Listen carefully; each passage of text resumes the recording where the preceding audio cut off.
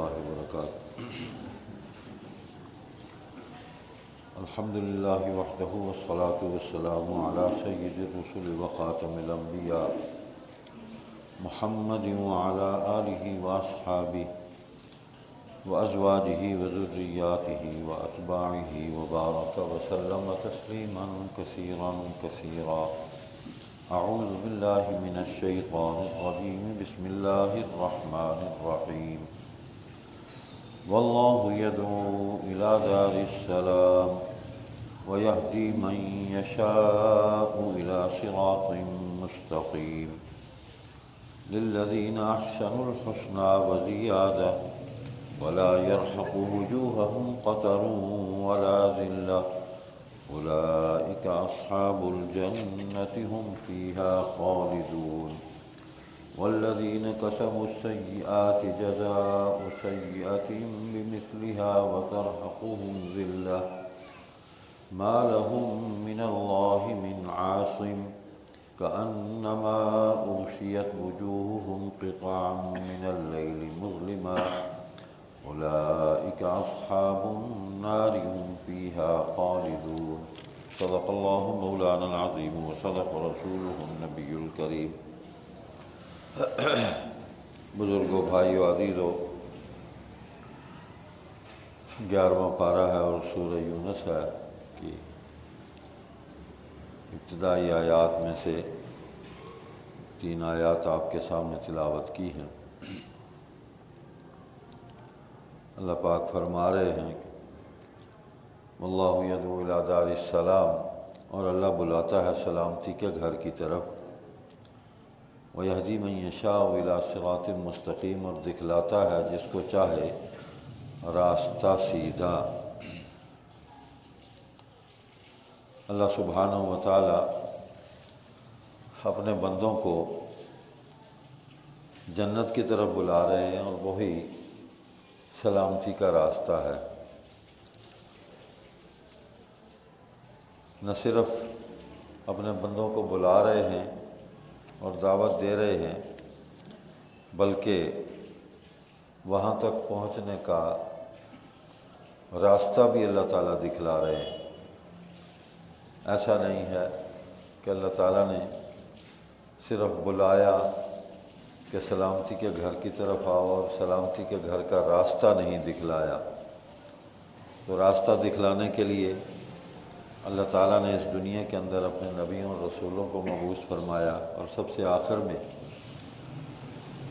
نبی خاتم، نبی رحمت، شفیع المذنبین محمد کریم صلی اللہ علیہ وسلم کو مبعوث فرمایا، اور ایسا راستہ روشن کر دیا، واضح کر دیا کہ قیامت تک تمام زمانوں میں اس راستے کو کوئی بھی تاریک نہیں کر سکے گا، وہ ہمیشہ روشن رہے گا، اور اللہ کا دین پوری آب و تاب کے ساتھ، اللہ کی کتاب پوری شان کے ساتھ اس راستے پر چمکتی دمکتی نظر آئے گی اور لوگوں کی ہدایت کا ذریعہ بنے گی۔ نبی علیہ السلام کی نبوت و رسالت اور اللہ تعالیٰ کی کتاب۔ دوسری آیت میں فرمایا للذین احسنوا الحسنی وزیادہ، جنہوں نے کی بھلائی ان کے لیے ہے بھلائی اور زیادتی۔ ولا يرهق وجوههم قتر ولا ذلہ اولئک اصحاب الجنۃ هم فیہا خالدون، اور نہ چڑھے گی ان کے منہ پر سیاہی اور نہ رسوائی، وہ ہیں جنت والے، وہ اسی میں رہا کریں گے۔ تو یہاں اللہ کے حکم کے مطابق اور نبی کریم صلی اللہ علیہ وسلم کی فرما برداری کرتے ہوئے جو لوگ حضور علیہ السلام کی سنتوں پر، آپ کے اسوہ حسنہ پر، آپ کے اعمال صالحہ پر کاربند ہو جائیں گے، اس پر عمل کریں گے، اپنی زندگی کی شاہراہ کو حضور علیہ السلام کے بتلائے ہوئے اسی راستے پر استوار کریں گے، تو اللہ فرماتے ہیں کہ صرف ان کو جنت ہی نہیں ملے گی بلکہ اس سے زیادہ بھی کچھ ملے گا، اور وہ نفع ہے یعنی اللہ تعالیٰ کی رضا اور اللہ کا دیدار۔ زیادہ سے مراد یہی ہے، للذین احسنوا الحسنی وزیادہ۔ ایک تو بھلائی کا بدلہ ملنا ہی ملنا ہے جنت کی صورت میں، لیکن اس کے اندر جو سب سے بڑا نفع ملنا ہے، جو زیادہ ملنا ہے، وہ اللہ سبحانہ و تعالیٰ کا دیدار ہے قیامت کے دن، اسی ایمان کی برکت سے، اسی فرما برداری کے بدلے میں۔ حضرت صہیب رضی اللہ تعالیٰ عنہ جلیل القدر صحابی ہیں، وہ فرماتے ہیں کہ رسول اللہ صلی اللہ علیہ وسلم نے اس آیت کو تلاوت فرمایا، اور یہ بھی ساتھ فرمایا کہ جب جنتی جنت میں اور دوزخ والے دوزخ میں داخل ہو چکیں گے تو ایک پکارنے والا پکارے گا، اے اہل جنت، تمہارے لیے ایک وعدہ اللہ کا باقی ہے جو اب پورا کرنا چاہتا ہے اللہ۔ جنتی کہیں گے وہ کیا ہے وعدہ؟ کیا اللہ تعالیٰ نے اپنے فضل سے ہماری نیکیاں قبول نہیں فرمائیں اور ہماری نیکیوں کا جو پلڑا ہے اس کو بھاری نہیں کر دیا، بدلہ بھی دے دیا؟ اس نے ہمارے چہروں کو سفید اور نورانی نہیں بنایا؟ اسی ایمان کی روشنی سے ہمارے چہرے بھی سفید ہیں، روشن ہیں، نورانی ہیں۔ کیا اس نے ہم کو دوزخ سے بچا کر جنت جیسے اعلیٰ مقام میں نہیں پہنچایا؟ ساری نعمتیں تو ہمیں مل گئی، سب کچھ ہو چکا، اس کے بعد کون سی نعمت ہے جو باقی ہے؟ تو اس پر اللہ سبحانہ و تعالی حجاب ختم کر دیں گے، پردہ ختم کر دیں گے، اور جنتی اللہ تعالیٰ کی طرف نظر کریں گے۔ پس اللہ کی قسم، کوئی نعمت جو ان کو عطا ہوئی ہے اس دیدار کی، اس کے مقابلے میں اور کوئی چیز ان کو محبوب نہ ہوگی، کہ ساری کی ساری نعمتیں جنت کی وہ پیچھے رہ جائیں گی، اور یہ سب سے بڑی نعمت ہے جو اللہ تبارک و تعالیٰ کی زیارت ہوگی اور اللہ تعالیٰ کا دیدار ہوگا۔ تو جنت والوں کی آنکھیں کھلی کی کھلی رہ جائیں گی، دیکھتے رہ جائیں گے، ان کی آنکھوں کو ایسی ٹھنڈک اور ایسا سکون ملے گا جو اس سے پہلے کبھی ان کو حاصل نہیں ہوا ہوگا۔ اللہ اکبر۔ تو اللہ فرما رہے ہیں کہ وَلَا يَرْهَقُ وُجُوهَهُمْ قَتَرٌ وَلَا ذِلَّةٌ أُولَٰئِكَ أَصْحَابُ الْجَنَّةِ هُمْ فِيهَا خَالِدُونَ۔ ان کے منہ پر سیاہی اور نہ رسوائی، روشن ہوں گے چہرے ان کے، اور وہ جنت والے ہوں گے اور وہ اسی میں رہیں گے، یعنی اور ان کا کوئی مقام نہیں ہے، اسی جنت کے اندر وہ رہیں گے۔ اور وہ جنت بھی ایسی ہے کہ اللہ تعالیٰ نے اس کا جو ذکر فرمایا قرآن کریم میں دوسری جگہ کہ جنت والے جنت کے مناظر کو مستقل دیکھتے رہیں گے، لیکن ان کا دل جو ہے نا وہ اچاٹ نہیں ہوگا، کہ آدمی ایک چیز کو مسلسل دیکھ رہا ہے۔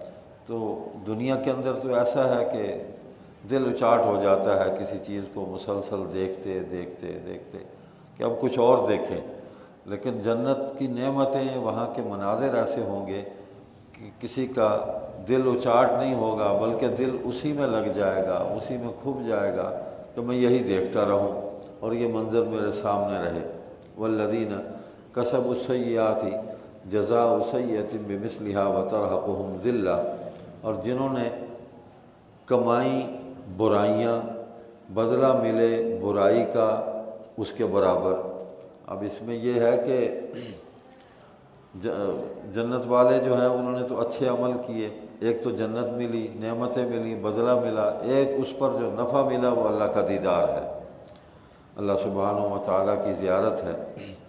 لیکن یہاں دوسرے طبقے کا ذکر اللہ فرما رہے ہیں کہ جنہوں نے نافرمانی کی، دنیا کے اندر میرے حکموں کو نہیں مانا، میرے محبوب کریم صلی اللہ علیہ وسلم سے محبت نہیں کی، ان کی اطاعت اور فرما برداری نہیں کی، قرآن سے، حدیث سے، سنت سے انکار کیا تو اس دن ان کو ان کی برائیوں کا بدلہ اتنا ہی ملے گا جتنے گناہ کیے ہوئے ہیں، یعنی اس کے اندر اللہ تعالیٰ سزا میں زیادتی نہیں کریں گے۔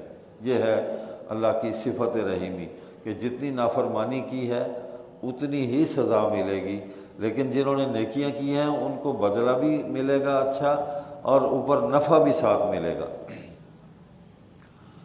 اللہ اکبر۔ وَتَرْحَقُهُمْ ذِلَّةٌ، اور ڈھانک لے گی ان کو رسوائی۔ مَا لَهُم مِّنَ اللَّهِ مِنْ عَاصِمٍ، کوئی نہیں ان کو اللہ سے بچانے والا، یعنی ان کی ذلت اور رسوائی جو ہے وہ اسی کے اندر ہی ان کو ڈانپ دیا جائے گا، اور ان کو دیکھ کر سب اس بات کا یقین کر لیں گے کہ یہ لوگ ہیں کہ جو نافرمان ہیں، ان کے چہرے اتنے تاریک ہوں گے گویا اندھیری رات کی تہیں ان پر جما دی گئی ہیں، یہ کیفیت ہوگی ان کی۔ کوئی نہیں ان کو اللہ سے بچانے والا۔ تو اب اللہ تعالیٰ کی ایک پکڑ آ گئی، اس کی گرفت آ گئی۔ دنیا کے اندر تو آزادی تھی، زندگی دی، نعمتیں دیں، فرما برداروں کو بھی دیں، نافرمانوں کو بھی دیں، دونوں کو رزق دیا۔ فرما برداروں نے اللہ کی نعمتوں پر شکر ادا کیا، اس کا جتنا ملا اللہ کا شکر ادا کرتے رہے، لیکن نافرمانوں کو سب کچھ ملتا رہا، انہوں نے اللہ کا شکر ادا نہیں کیا، تو آج اللہ کی پکڑ میں آ گئے۔ تو اللہ فرماتے ہیں پھر اس دن میری پکڑ سے ان کو بچانے والا کوئی نہیں ہوگا۔ آج ہم بہانے تراشتے ہیں، یہ ہو جائے گا، وہ ہو جائے گا، تو بس اللہ کی رحمت سے ہی بچا جا سکتا ہے اس دن، اور کوئی ہمارے پاس ذریعہ نہیں ہوگا۔ ہاں، حضور صلی اللہ علیہ وسلم کی شفاعت آخر میں کام آئے گی کہ آپ اللہ تبارک و تعالیٰ کی بارگاہ میں یہ درخواست کریں گے کہ اللہ میری امت پر رحم فرما، اس کو بخش دے، اس کو معاف فرما، اور پھر اللہ تعالیٰ معافی عطا فرما دیں گے۔ کانما غشیت وجوہہم قطعا من اللیل مظلما، یہ بات پہلے آ گئی، گویا کہ ڈھانک دیے گئے ان کے چہرے اندھیری رات کے ٹکڑوں سے، اتنے سیاہ ہو جائیں گے کہ اس کا تصور بھی نہیں کیا جا سکتا۔ اولئک اصحاب النار ھم فیھا خالدون، وہ ہیں دوزخ والے، وہ اسی میں رہا کریں گے۔ تو ایک تو ان آیات کے آغاز میں اللہ تعالیٰ نے دعوت دی ہے، بلایا ہے، واللہ یدعو الی دار السلام، کہ اللہ بلاتا ہے تمہیں سلامتی کے گھر کی طرف۔ یہ اللہ کا احسان ہے اپنے بندوں پر کہ اللہ بلا رہا ہے، اور صرف بلا نہیں رہا بلکہ ہدایت کا راستہ بھی دکھا رہا ہے، اور اس کے لیے حضور پر نور صلی اللہ علیہ وسلم کو اس کی دنیا کے اندر مبعوث فرمایا کہ وہ یہ راستہ بنی نوع انسان کو دکھاتے رہیں، اور مثال بھی قائم کر دی جن لوگوں نے نبی علیہ السلام کے بتلائے ہوئے راستے کو اپنے لیے چن لیا اور اس پر چل پڑے۔ اللہ تعالیٰ نے ان کو ان کی زندگی کے اندر جنت کی خوشخبری سنا دی کہ تم لوگ جنتی ہو، جیسے صحابہ کرام رضی اللہ عنہم ایک ہی جماعت ہے، اور اس سے جنت کا وعدہ کیا، وَكُلًّا وَعَدَ اللَّهُ الْحُسْنَى، تم سب کے ساتھ حسن آخرت کا وعدہ ہے۔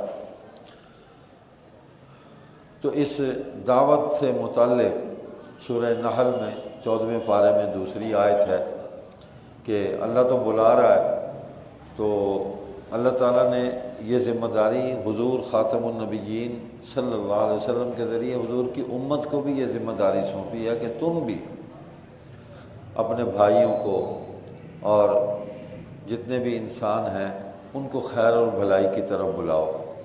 اور یہ سب سے پہلے تو حضور صلی اللہ علیہ وسلم کو یہ فریضہ عطا کیا گیا، اور آپ نے بنی نوع انسان کو اللہ کی طرف بلایا، اور نبی آتے ہی اس لیے ہے کہ وہ مخلوق کو خالق کے ساتھ جوڑ دیں، اور خالق کی فرما برداری کے اندر مخلوق کو لے آئیں، تاکہ مخلوق خالق حقیقی اللہ جل شانہ کی رحمتوں، اس کی مہربانیوں، اس کی شفقتوں اور اس کی مغفرت کی مستحق بن جائے۔ تو یہاں یہ ذمہ داری حضور علیہ السلام نے خود بھی پوری کی، اور پھر امت کو بھی یہ ذمہ داری سونپی۔ تو اس میں اللہ فرما رہے ہیں ادع الی سبیل ربک بالحکمہ والموعظۃ الحسنہ وجادلہم باللتی ہی احسن،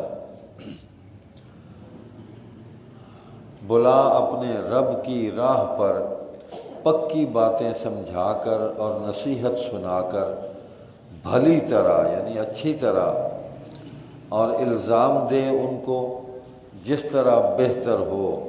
ان ربک هو اعلم بمن ضل عن سبیلہ، تیرا رب ہی بہتر جانتا ہے ان کو جو بھول گیا اس کی راہ، وہو اعلم بالمہتدین، اور وہی بہتر جانتا ہے ان کو جو راہ پر ہیں، ہدایت پر ہیں۔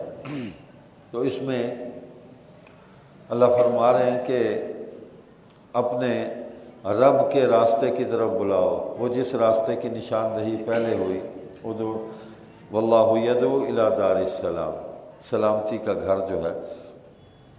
تو حضور صلی اللہ علیہ وسلم سے فرمایا جا رہا ہے کہ اپنے رب کے راستے کی طرف، فرما برداری کی طرف، اطاعت کے راستے کی طرف، جنت کے راستے کی طرف آپ بلائیں ان کو، لیکن بلانا کس طرح ہے؟ بالحکمہ،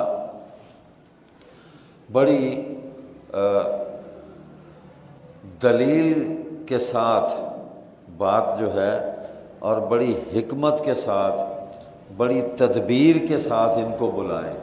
ان کے ماحول کو دیکھیں، ان کی تہذیب کو دیکھیں، ان کی طبیعت اور ان کے مزاج کو دیکھیں، ان کی عادتوں کو دیکھیں، پھر اس کے مطابق علاج تجویز کریں اور بڑی تدبیر کے ساتھ ان کو دین کی طرف بلائیں۔ یعنی اس کے اندر سختی نہ ہو، تندی نہ ہو، تیزی نہ ہو، غصہ نہ ہو۔ اللہ اکبر۔ تو پکی باتیں سمجھا کر ان کو، جو حقیقی دلیلیں ہیں وہ ان کے سامنے پیش کی جائیں، علم کے اعتبار سے بھی، عمل کے اعتبار سے بھی۔ اور دوسری بات کیسے بلانا ہے، ایک تو یہ دلیل کی بات ہے، دوسری ہے والموعظۃ الحسنہ، اور نصیحت سنا کر بھلی طرح، یعنی بہت ہی اچھے انداز میں، اس میں واعظ ہو، نصیحت ہو، خیر خواہی ہو، بھلائی ہو، اور اس دعوت کے اندر اتنی درد انگیزی ہو کہ سننے والا یہ یقین کر لے کہ اس آدمی سے زیادہ میرا کوئی بھی خیر خواہ اور بھلائی کرنے والا کوئی نہیں ہے، سب سے زیادہ میرا خیر خواہ یہی آدمی ہے جو مجھے اتنی اچھی نصیحت کر رہا ہے، اتنا اچھا راستہ بتلا رہا ہے، اتنی اچھی باتیں مجھے سنا رہا ہے۔ تو اس کے بعد تیسری بات جو اللہ پاک نے فرمائی، وجادلہم باللتی ہی احسن، اور الزام دے ان کو جس طرح بہتر ہو۔ اب یہ ہے کہ اس دعوت کے دوران جب آپ دین کی دعوت دے رہے ہیں، اللہ کے راستے کی طرف بلا رہے ہیں، تو اس کا امکان موجود ہے کہ آپ کی دعوت سننے والا جو ہے وہ مشتعل ہو جائے، اپنے آباء و اجداد کے مذہب کو چھوڑنے کے لیے تیار نہ ہو، اور وہ سخت لب و لہجہ اختیار کرے، وہ بد اخلاقی بھی کر سکتا آپ کے ساتھ، برے انداز میں آپ کے ساتھ پیش آ سکتا ہے، اور برے طریقے سے آپ کو جواب دے سکتا ہے۔ لیکن اللہ فرما رہے ہیں کہ آپ ان کو جو جواب دیں گے نا، اس طرح نہیں دینا جس طرح وہ بول رہے ہیں، آپ نے ان کو جواب بہترین انداز کے اندر ان کو جواب دینا ہے۔ اللہ اکبر۔ تو یہ وہ صفات ہیں، اور حضور صلی اللہ علیہ وسلم نے ان صفات کو اپنی امت کے اندر منتقل کیا اور ذمہ داریاں لگائیں۔ صحابہ کرام کے اندر باقاعدہ دین کی دعوت دینے والی جماعتیں موجود ہوتی تھیں، اور نبی علیہ الصلوۃ والسلام مختلف علاقوں میں ان کو بھیجتے تھے، ان کی تشکیل فرماتے تھے، اور وہ جو حضور علیہ السلام سے سنتے تھے، جس انداز میں سنتے تھے، اسی انداز کو اختیار کر کے وہاں جا کے دین کی دعوت دیتے تھے۔ اللہ تعالیٰ اتنا مؤثر کر دیتے تھے اس کو کہ قبیلوں کے قبیلے جو ہیں وہ اسلام میں داخل ہو جاتے تھے اور سلامتی کے راستے پر آ جاتے تھے۔ اللہ اکبر۔ ان ربک هو اعلم بمن ضل عن سبیلہ وهو اعلم بالمہتدین، تیرا رب ہی بہتر جانتا ہے ان کو جو بھول گیا اس کی راہ، اور وہی بہتر جانتا ہے ان کو جو راہ پر ہیں، یعنی جن لوگوں نے نافرمانی کی، اللہ کے راستے کو بھول گئے، اللہ تعالیٰ ان کو بہت بہتر جانتے ہیں، اور جو ہدایت پر ہیں ان کو بھی اللہ سبحانہ و تعالیٰ جانتے ہیں کہ کس درد مندی سے اور کس محبت سے، کس شفقت سے وہ مخلوق کو دین کی دعوت دے رہے ہیں۔ تو دونوں کے احوال سے اللہ تعالیٰ اچھی طرح جو ہے وہ باخبر ہیں، وہ علم رکھتا ہے اللہ۔ وَإِنْ عَاقَبْتُمْ فَعَاقِبُوا بِمِثْلِ مَا عُوقِبْتُمْ بِهِ وَلَئِنْ صَبَرْتُمْ لَهُوَ خَيْرٌ لِّلصَّابِرِينَ، اور اگر بدلہ لو تو بدلہ لو اسی قدر جس قدر کہ تم کو تکلیف پہنچائی جائے۔ یہ بھی اصول اللہ پاک نے عطا فرما دیا کہ اس دعوت اور تبلیغ کے راستے میں تکلیفیں بھی آئیں گی، تو اس میں شہادت بھی ہو سکتی ہے، اس میں تم بچ بھی سکتے ہو، مصائب آئیں گے، مشکلیں آئیں گی، تکلیفیں اور سختیاں اس راستے کے اندر آئیں گی۔ تو پہلی بات تو یہ ہے کہ اس پر صبر کیا جائے، اور اگر بدلہ لینا ہے تو پھر اتنا ہی بدلہ لو جتنی تکلیف تمہیں پہنچائی گئی ہے۔ اور صبر کا جو مقام ہے وہ اس سے بہت بلند ہے کہ اگر آپ تکلیف پہ صبر کرتے ہیں تو اللہ سبحانہ و تعالیٰ تمہیں ایسی عظیم الشان فتح دیں گے اور ایسی تمہیں عزت اور عظمت عطا فرمائیں گے اس صبر کے بدلے میں کہ تم سوچ بھی نہیں سکتے۔ وَلَئِن صَبَرْتُمْ لَهُوَ خَيْرٌ لِّلصَّابِرِينَ، اور اگر صبر کرو تو یہ بہتر ہے صبر والوں کو۔ وَاصْبِرْ وَمَا صَبْرُكَ إِلَّا بِاللَّهِ وَلَا تَحْزَنْ عَلَيْهِمْ وَلَا تَكُ فِي ضَيْقٍ مِّمَّا يَمْكُرُونَ، اور تو صبر کر اور تو سے صبر ہو سکے اللہ ہی کی مدد سے، اور ان پر غم نہ کھا اور تنگ مت ہو ان کے فریب سے۔ تو اللہ فرما رہے ہیں کہ یہ مظالم ہیں، جو تکالیف ہیں، ان پر صبر کرنا یہ کوئی آسان کام نہیں ہے۔ اللہ ہی مدد فرماتا ہے اور وہی توفیق دیتا ہے کہ آدمی ان مظالم پر صبر کرتا ہے اور اللہ سے مدد جو ہے وہ طلب کرتا رہتا ہے۔ ان اللہ مع الذین اتقوا والذین هم محسنون، اللہ ساتھ ہے ان کے جو پرہیزگار ہیں اور جو نیکی کرتے ہیں۔ یعنی انسان جس قدر بھی اللہ کی ناراضی سے ڈرتے ہوئے تقوی اختیار کرتا ہے اور اللہ کے حکموں کو مانتا ہے، نافرمانی نہیں کرتا، نیکی اور پرہیزگاری اختیار کرتا ہے، اسی قدر اللہ کی امداد، اس کی مدد، اس کا تعاون وہ اسے حاصل ہو جاتی ہے۔ تو ایسے لوگوں کو کفار کے مکر و فریب سے، ان کی منصوبہ بندی سے، ان کے مظالم سے تنگ دل یا مایوس یا غمگین نہیں ہونا چاہیے، کوئی وجہ نہیں۔ اللہ سبحانہ و تعالیٰ ایسے عاجز ضعیف کو بھی متقین اور محسنین کے ساتھ اپنے فضل، رحمت، مہربانی، یہ نعمتیں ان کو عطا فرمائیں گے۔ تو واقعہ آتا ہے، مصائب کبھی آتا ہے۔ حضور صلی اللہ علیہ وسلم نے واقعہ رجی ہے کہ کفار مکہ نے سازش کر کے ایک آدمی کو بھیجا، منافق تھا، بظاہر وہ مسلمان بنا اور حضور کی خدمت میں آیا کہ ان لوگوں کو میرے ساتھ بھیج دیں، میرے قبیلے کے لوگ جو ہیں وہ اسلام قبول کر لیں گے۔ اس میں حضرت عاصم بھی تھے، حضرت خبیب بھی تھے، غالباً ایک حضرت عبداللہ تھے۔ تو یہ لوگ وہاں گئے، اور بھی لوگ تھے۔ تو جب ان کے قبیلے میں پہنچے، حضور صلی اللہ علیہ وسلم نے اجازت دی کہ آپ جائیں اور جا کے وہاں دین کی دعوت دیں۔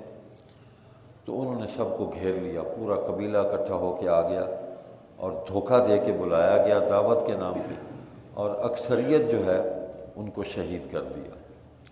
تو یہ 3 آدمی جو ہے یہ بچ گئے، ان کو گرفتار کر لیا، اور اسی طرح حضرت خبیب کو فروخت کر دیا، غلام بنا لیا۔ حضرت عاصم کو بھی ایسے ہی، دوسرے عبداللہ تھے، اور پھر ان کو باری باری مختلف مقامات پر ان کو شہید کیا۔ حضرت خبیب کو مکہ میں بیچ دیا۔ تو وہاں عجیب واقعہ ہے، حضرت عاصم کا تو معاملہ ایسے ہوا کہ وہ پانی آ گیا، اور ان کی لاش کی بے حرمتی کرنا چاہتے تھے، تو اللہ پاک نے لاش کو بہا دیا اور ان کا جسم جو ہے وہ غائب ہو گیا۔ تو حضرت خبیب جو ہیں ان کو باقاعدہ سولی پر چڑھایا اور بہت ہی اذیت دی، لیکن سولی پر چڑھانے سے پہلے پوچھا کہ تمہاری کوئی خواہش؟ تو حضرت خبیب رضی اللہ تعالیٰ عنہ نے ایک بات فرمائی، ہم کہ وضو بنانا چاہتا ہوں اور 2 رکعت پڑھنا چاہتا ہوں۔ یعنی لوگ موت سے خائف نہیں تھے، انہیں آگے منزل نظر آ رہی تھی، اور نبی کریم صلی اللہ علیہ وسلم نے جو کچھ انہیں بتلایا تھا اس پر ان کا یقین کامل تھا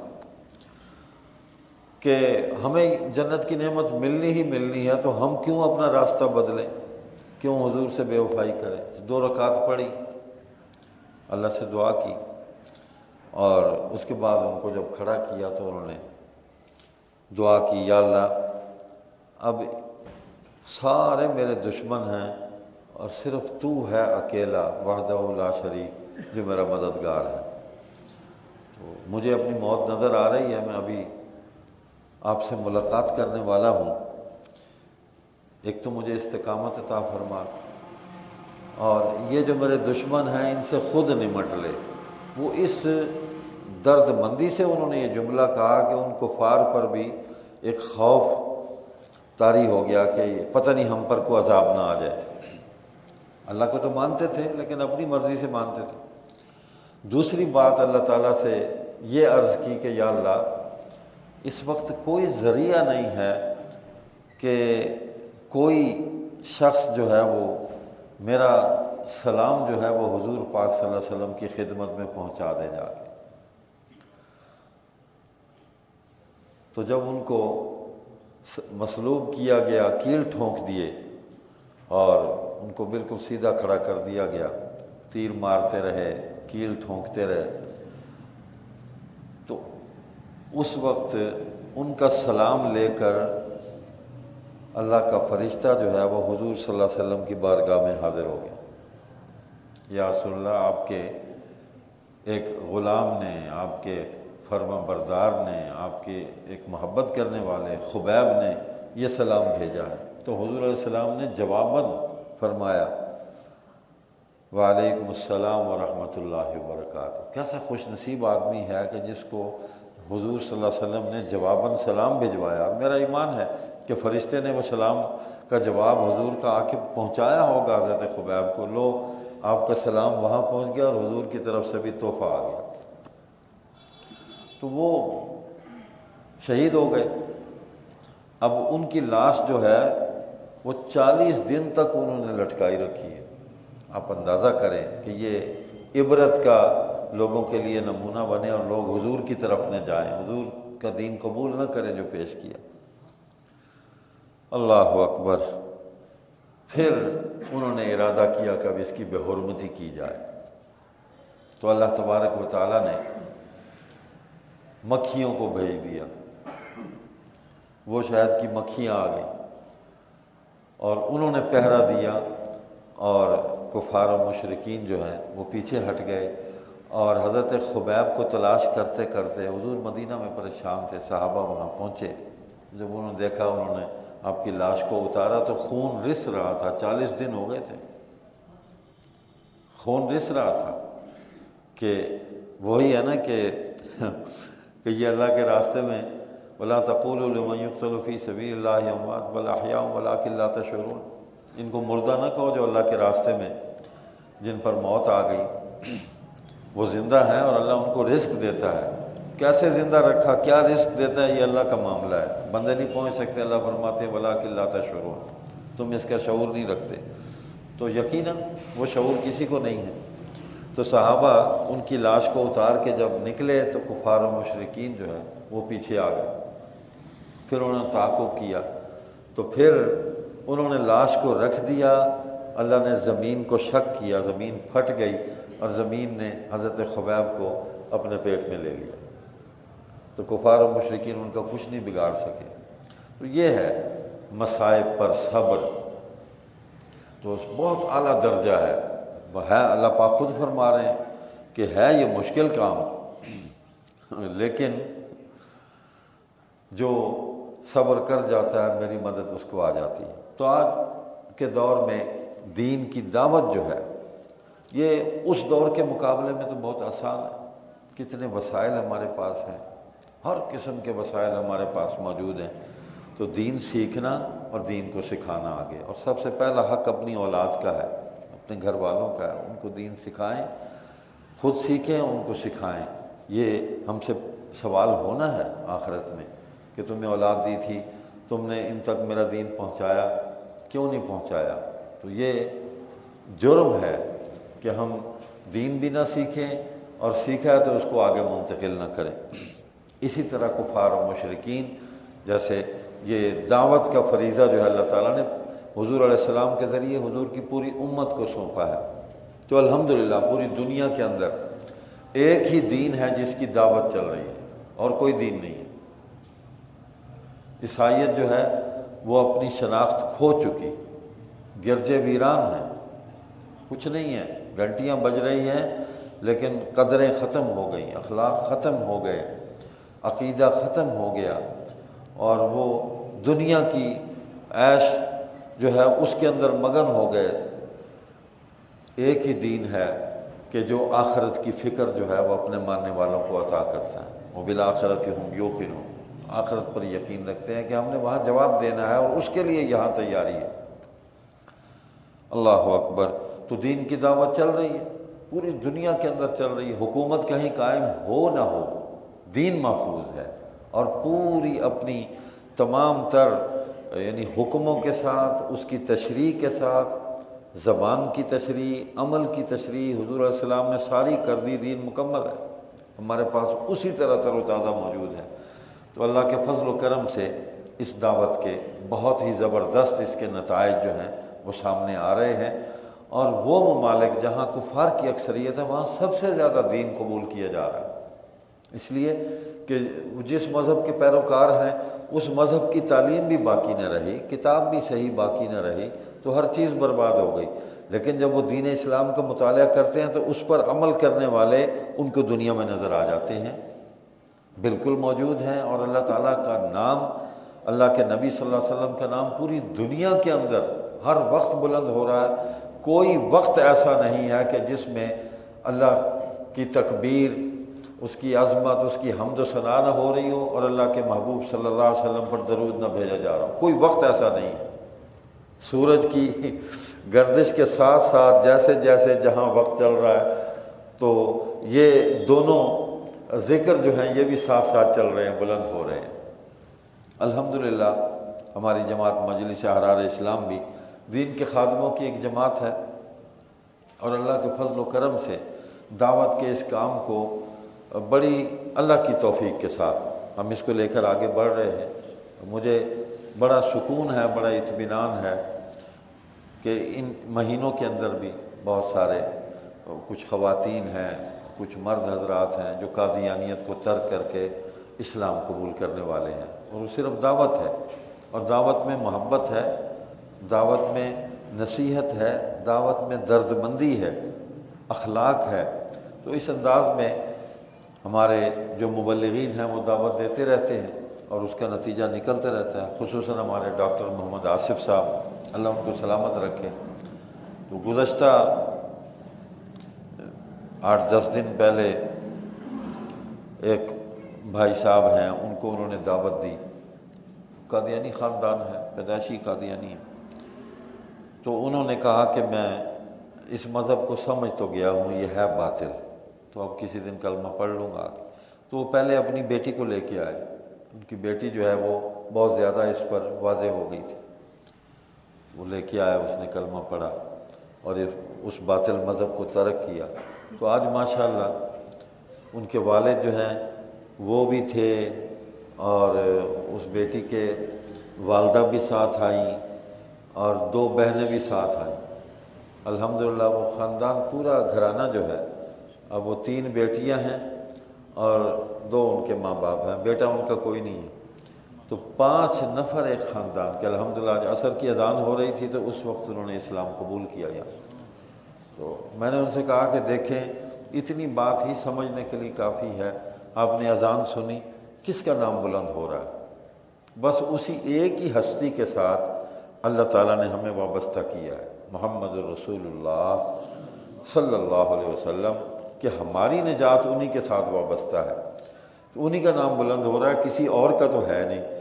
تو جو دین وہ لے کے آئے قیامت تک وہی دین چل رہا ہے، اور جو نبوت اور رسالت آپ کو عطا ہوئی قیامت تک وہی چلنی ہے۔ سارے زمانے اب اللہ کے آخری نبی صلی اللہ علیہ وسلم کے زمانے ہیں۔ تو آپ دیکھ لیں دنیا کے اندر کسی اور کا نام نہیں پکارا جا رہا، کسی کا نام نہیں لیا جا رہا۔ تو اللہ ہمیں توفیق دے، آپ تشریف لے آئے، مجھے اتنی راحت اور خوشی ہوئی ہے کہ آپ کسی انسان کو بھلائی اور خیر کے راستے پر لے آئیں، اس سے اچھا کام دنیا کے اندر کوئی نہیں۔ اور انسانیت کی سب سے بڑی خدمت یہ ہے، ایک ہے کہ کسی کے ساتھ آپ مالی تعاون کرتے ہیں، کسی کی بیماری ہے اس کو دوا لے دیتے ہیں، یعنی کوئی پریشان حال ہے اس کی پریشانی کو دور کرنے کی کوشش کرتے ہیں، یہ بھی دین کی تعلیم ہے۔ تو دنیا میں تو اس کا نفع ہے، ایک آدمی تکلیف میں آپ نے اس کی تکلیف دور کر دی، لیکن یہ جو دین کو پہنچانا، اس کی دعوت دینا، اور اللہ تعالیٰ کی توفیق سے کسی کے ذریعے اس تک دین کا یہ نور پہنچ جائے، ہدایت پہنچ جائے اور وہ ایمان پر آ جائے، یہ ایسی خیر خواہی اور بھلائی ہے انسانیت کی کہ اس دنیا میں بھی نفع ہے اور آخرت میں بھی نفع ہے، دو جہانوں کا نفع ہے۔ تو دعا کیا کریں اللہ تعالیٰ ہماری جماعت کی اس محنت کو قبول فرمائے، اور ہمارے جتنے بھی ساتھی اس کام کے اندر لگے ہوئے ہیں اور بڑے خلوص کے ساتھ وہ یہ محنت کر رہے ہیں، اللہ تعالیٰ ان کی محنت کو قبول فرما کے اپنی شان کے مطابق ان کو اجر عطا فرمائے۔ تو اس کام کے اندر ہمارے ساتھ تعاون بھی آپ کرتے رہتے ہیں، الحمدللہ ان دنوں میں کچھ لٹریچر بھی شائع کیا ہے، اس میں کچھ احادیث ہیں 50 کے قریب جو ان حوالوں سے مختلف موضوعات پر ہیں، ترجمے کے ساتھ وہ موجود ہیں۔ جن لوگوں نے اسلام قبول کیا ان کے کچھ انٹرویوز ہیں کہ ہم نے کیوں اس مذہب کو چھوڑا، تو وہ اندھیروں سے اجالے کی طرف ایک سفر ہے، وہ کتاب بھی شائع ہوئی ہے، کچھ قادیانیت کا تعارف بھی ہے۔ تو مختصر سادہ سادہ بات کر کے اس بات کو ہم لے کے چل رہے ہیں۔ ہمارے لیے دعا فرمائیں، اللہ تعالیٰ اس محنت کو قبول فرمائیں اور اس کام کے اندر ترقی عطا فرمائیں کہ قیامت کے دن ہم اپنے گواہ یہ ساتھ لے جائیں اور یہ ہمارے حق میں گواہی دے دیں کہ یا اللہ تیرے ان بندوں نے تیری توفیق سے ہمیں دین کی نعمت دی تھی اور تو ان کو معاف فرما دے، اور اللہ ان کی اس سفارش کو، ان کی شفاعت کو اللہ قبول فرمائیں گے انشاءاللہ ثم انشاءاللہ۔ سبحانک اللہم و بحمدک، نشہد ان لا الہ الا انت، نستغفرک و نتوب الیک۔ الحمدللہ رب العالمین والعاقبۃ للمتقین، والصلاة والسلام علی اشرف الانبیاء والمرسلین وخاتم النبیین محمد وعلی آلہ واصحابہ اجمعین۔ اے اللہ تمام بیماروں کو شفا عطا فرما، اے اللہ جن کو ہم جانتے ہیں ان کو بھی صحت دے، جن کو نہیں جانتے اپنے عاجز بندوں کو ان کو بھی صحت عطا فرما، شفا کاملہ عطا فرما۔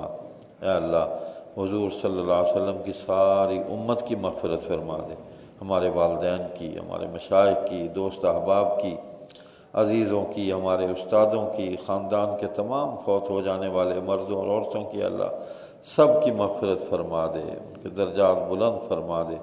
اے اللہ حضور علیہ السلام کی امت میں جو لوگ گمراہ ہو گئے، اے اللہ ان کو ہدایت عطا فرما دے، اے اللہ ان کو ایمان کا نور عطا فرما دے، ایمان کی روشنی عطا فرما دے، اے اللہ ان کو جہنم میں جانے سے بچا لے۔ اے اللہ جو بھی مسلمان انفرادی طور پر یا جماعتی طور پر مل جل کے اجتماعی طور پر دین کی دعوت تبلیغ اس کی محنت کر رہے ہیں، دین کی تعلیم، دین کی دعوت، دین کی تبلیغ، اے اللہ ان کی ساری محنت کو اللہ قبول فرما لے، اس کے اندر برکت پیدا فرما دے، اور گمراہ انسانوں کو اے اللہ ہدایت عطا فرما دے۔ اے اللہ ہماری پریشانیاں اور مشکلات دور فرما دے، حل فرما دے، رزق حلال طیب واسع عطا فرما۔ اے اللہ ہماری عاجزانہ دعائیں قبول فرما لے، ہمارے جتنے بھی مسائل ہیں، ہماری پریشانیاں ہیں، اے اللہ ان کو دور فرما دے، حل فرما دے ہمارے مسائل کو۔ اے اللہ جو مقروض ہیں خزانہ غیب سے ان کی مدد فرما دے۔ اے اللہ جتنے بھی لوگ دین کی محنت کر رہے ہیں ان سب کی اے اللہ تو مدد فرما، ہر اعتبار سے ان کی حفاظت فرما، مدارس کی، علماء کی، طلباء کی، مبلغین کی، دین کے داعیان جتنے بھی ہیں داعیان الی اللہ، اللہ ان سب کی مدد فرما، ان کی حفاظت فرما۔ اے اللہ ہماری خطاؤں کو معاف فرما دے، ہمارے گناہوں کو معاف فرما دے، ایمان والی زندگی دے، ایمان پر استقامت عطا فرما، ایمان پر موت دے۔ اے اللہ قبر کے عذاب سے بچا اور قیامت کے دن ایمان والوں میں اٹھا۔ حضور خاتم النبیین رحمت للعالمین صلی اللہ علیہ وسلم کی شفاعت نصیب فرما۔ اے اللہ اپنا دیدار نصیب فرما، بغیر حساب کے جنت میں داخل فرما۔ ربنا تقبل منا انک انت السمیع العلیم وتب علینا انک انت التواب الرحیم، وصلی اللہ علی النبی الامی وآلہ وصحبہ وبارک وسلم برحمتک یا ارحم الراحمین۔